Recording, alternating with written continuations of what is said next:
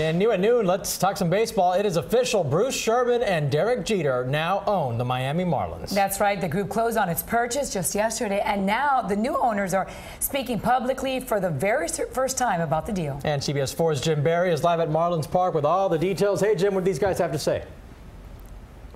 Hey guys, well, we are live at Marlins Park. Interestingly enough, it is drizzling out here, but in terms of the Marlins and their perspective, it is a sunny day because indeed they are under new ownership, new management, and Derek Jeter looked cool, calm, and collect, as calm as he did for 20 years, hitting third for the New York Yankees. Let's show you how it looked here today at Marlins Park as Jeter and Bruce Sherman, the guy who put up the most money for this deal to happen, took the podium and fielded a number of questions.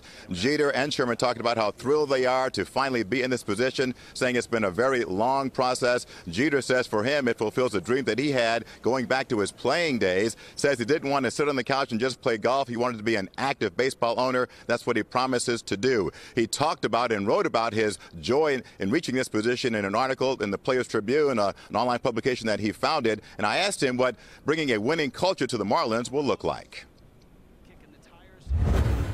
Well, you got to have people with high character, integrity, accountability. We want people that we want players that want to come here and play in Miami. You want workers that want to work here. More importantly, you want fans that want to come out here and watch games. So it starts with the people that you have in place. We want to get the best people, high character individuals, like I said, and number one priority is to win. It's just exciting to be here, and for Derek's leadership and his skills and engaging the community and to make history is something that's very, very important. We have to engage the community locally.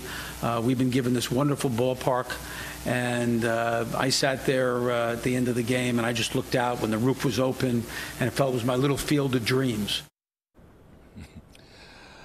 Well, as I mentioned, the roof is open right now, and that's why we're getting rained on. In terms of the kind of team the Marlins will field next season, well, it's still anybody's guess.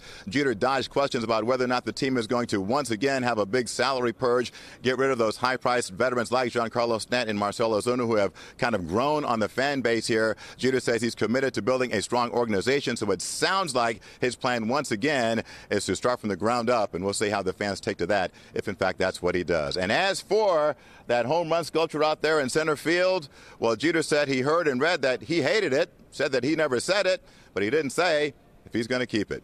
We're live at Marlins Park. I'm Jim Berry, CBS 4 Sports.